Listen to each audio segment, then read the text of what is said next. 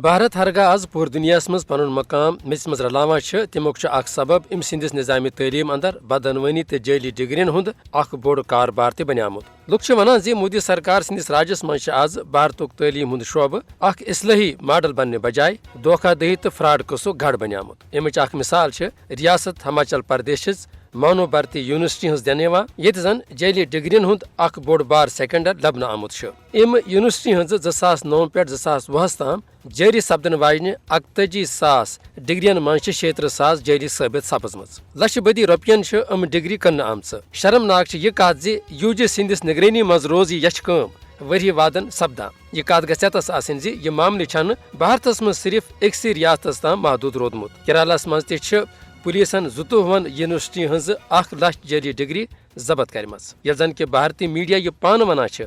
10 لچھ کھت زیادہ جعلی ڈگری